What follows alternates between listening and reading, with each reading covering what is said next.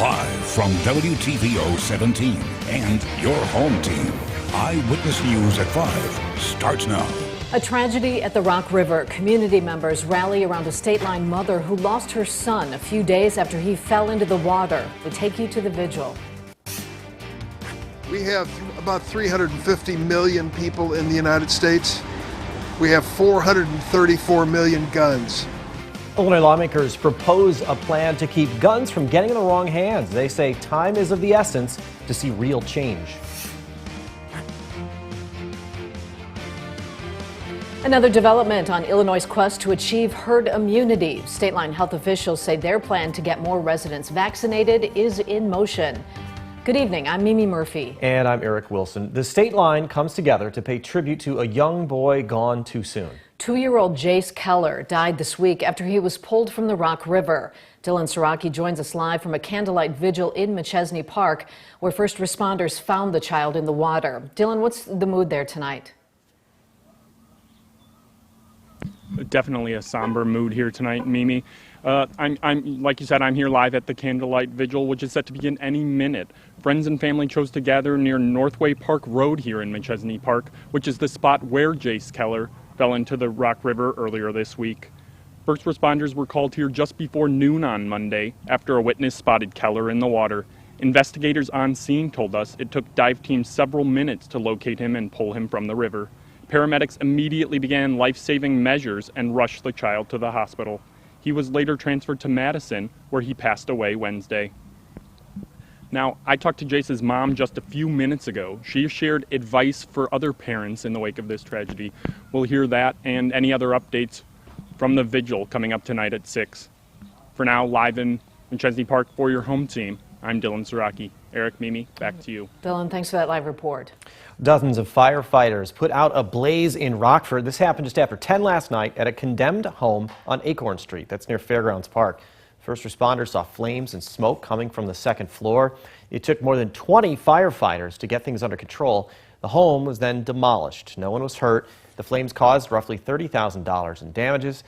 Investigators did not say what caused the fire. A Lee County school district faces backlash after what some people call a hate crime. We warn you, this might be disturbing to some viewers. This is video from Dixon High School on Monday. One student there in the gray hoodie pulls a 15-year-old in the t-shirt to the side, slamming the 15-year-old's head into a locker and jumping on top of him and punching him. Witnesses say the student was attacked for being gay. Dixon Public Schools released a statement describing the incident as disturbing. The district says bullying and violence will not be tolerated. A group of protesters hosted a demonstration outside the school this afternoon. They call on administrators to create a safe environment for students. It was just heartbreaking. It was horrifying. No child should have to go through that. And that was the last straw for us. People should not be afraid to go to school. They deserve a proper education, and people should not be afraid to be who they are. Dixon police originally investigated the attack. The department has since passed it on to the state's attorney. The state could soon crack down on abusers who reach out to victims on social media. Eyewitness News is keeping you connected to the Illinois Capitol. Currently, Illinois restraining orders only apply to in-person communication. Senate Democrat Melinda Bush's plan would expand the restraining order to include all electronic contact. Violations would now include texting, email, and social media. Let's be honest, we know when we are being violated. Make sure to reach out, get the help you need, get a no contact order, and now we can make sure that those no contact orders will include any electronic communications. Bush says more people started using social media to communicate during the pandemic. She thinks this idea can help protect victims. Illinois Democrats speak out after back-to-back shootings in Georgia and Colorado, calling the scourge of gun violence a pandemic. U.S. Senator from Illinois Dick Durbin's pushing for legislation that would enhance background checks and keep weapons from those considered mentally unstable. Durbin and other lawmakers spoke in Chicago this morning. They say the time to act is now. I have a bill that would require gun shows to do background checks. Why is that important to Chicago? Because the #1 supplier of states outside of our own of crime guns is Indiana, with its gun shows and no background checks. Supporters say the bill would accomplish 4 things: require background checks, obtain fingerprints, give Illinois State Police the ability to take guns from certain people, and secure funding. One of the state line's hardest hit counties is ramping up efforts to get more COVID shots in arms. Boone County's health department scheduling more appointments for April 12th and beyond. The agency is teaming up with the Illinois National Guard to administer new shipments of Johnson & Johnson and Moderna vaccines. Those who live or work in Boone County and are in 1A, 1B, and are 18 and older can make an appointment. Health department leaders say this has been the goal for months. The county just didn't have the resources to pull it off until now. We have the capacity to scale up our efforts. Our biggest challenge has been having enough vaccine to actually do it, right? So not only are we getting some additional vaccine, we're actually getting some trained workers to come in and help us. Appointments are first come, first served. Find the portal link at mystateline.com.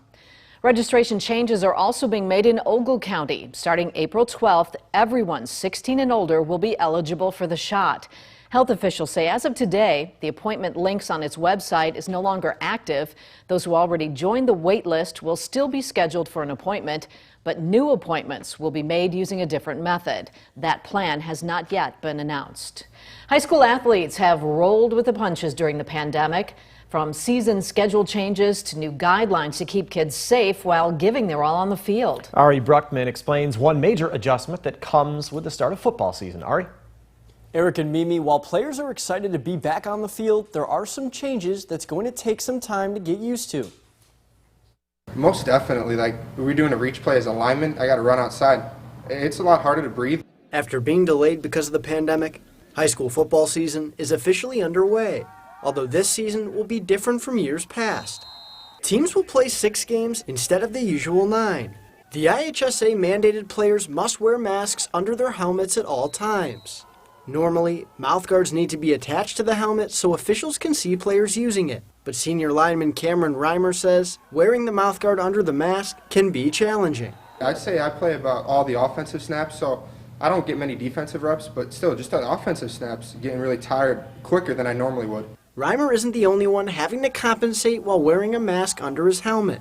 This is teammate Keith Wald's second year ever playing football. While he's still learning the defensive schemes, being a strong safety means he's the last line of defense. He finds himself needing a break a little bit more than usual. I think we do sub a little bit more now that we have the mask. Obviously, having something over your face is going to restrict your breathing and make you a little bit more tired, so I do feel like we sub a little bit more. Wald is strongly considering playing football in college. He plans to train in the off-season a little differently, just in case this rule is in place next season. I'd still keep training with the mask on because if we're going to keep going like this for, say, another year or so, we have to just keep getting used to the mask and maybe look at different types of sports masks. Boylan's varsity football coach tells me while some kids may be frustrated with wearing masks under helmets, players understand it's important. Boylan takes on Belvedere at home tomorrow night. Kickoff is set for 7:15. Eric and Mimi. A beloved children's author passes away. The family of Beverly Cleary says she died peacefully in her California home yesterday. Known for penning Henry Huggins and Ramona and Beezus Quimby, her books have sold more than 85 million copies. Cleary inspired other authors like Judy Blume to address real issues children face. The author won several awards, including the National Medal of Art. Beverly Cleary was 104. Both Democrats and Republicans are now putting pressure on the Biden administration to address the influx of migrants at the southern border. Today, another group of lawmakers toured the southern border to see the situation firsthand. Washington correspondent Rashad Hudson is keeping you connected to the nation's capital. Democrats and Republicans that toured the southern border are reacting differently, but do agree the situation must be addressed quickly. Friday, a group of more than a dozen Republican senators traveled to the Rio Grande Valley in Texas to witness migrants crossing the border. Well, on this trail, we're just a few feet away from the Rio Grande, and you can see the smugglers and the traffickers on the other side flashing their lights at us. Republicans like Arkansas Senator Tom Cotton say the situation is overwhelming for Border Patrol agents. They want the Biden administration to do more to secure the border. Making a mockery of our border. and you see the consequences of Joe Biden's failed policies. The Biden administration says it is taking action. And tens of thousands of people are coming to our border. We know that. And so the majority of adults are being turned away. Our policy remains the same. A group of Democrats led by Texas Representative Henry Cuellar and Sylvia Garcia toured a border facility run by the Department of Health and Human Services. They got health care, they got legal services, they got education, they got a place to sleep, a place to take a shower. This whole nonsense that the border is open and people are coming in and bringing infection is simply false. This week, a U.S. delegation met with officials in Mexico to discuss the root causes of migrants leaving their home countries. We're also learning from Border Patrol officials that they encountered a family of 3 migrants trying to cross the southern border, and one of them has died. In Washington, Rashad Hudson, back to you.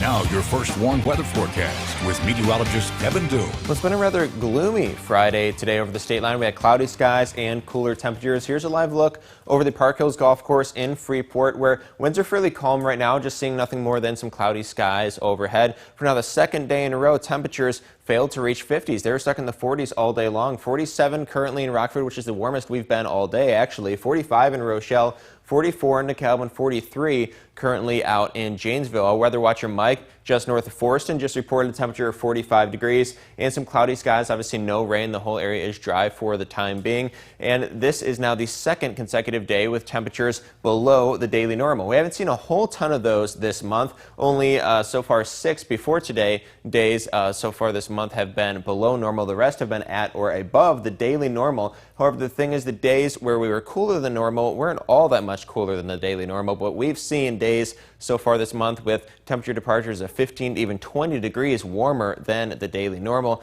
Now, in terms of precipitation, we've been fairly normal so far this month. That's especially thanks to the 0.8 of an inch of rain that we saw this past Tuesday. Really caught us up. Now we're just about 0.3 of an inch shy of the normal month to date. Keep in mind that we didn't see any rain whatsoever for the first 9 days of March, which is very unusual. And also notice we haven't seen any rain over a weekend so far this month either. However, that is about to change. We do have some rain on the way that'll be here in time for tomorrow. Now, conditions do remain dry for the time being, but these clouds are sitting ahead of this system that is moving, starting to inch into the Midwest right now. You can see some rain showers starting to inch into parts of Iowa and northwest Missouri. This will eventually make its way into the state line in the next several hours here. So conditions are going to remain dry through the rest of the evening. This rain should hold off until shortly after midnight. Scattered showers then expected through the overnight hours. Now, the best chance for some widespread rainfall comes through early tomorrow morning, and then more scattered showers are possible throughout the day, throughout the afternoon, even stretching into the evening, possibly as late as the overnight hours between tomorrow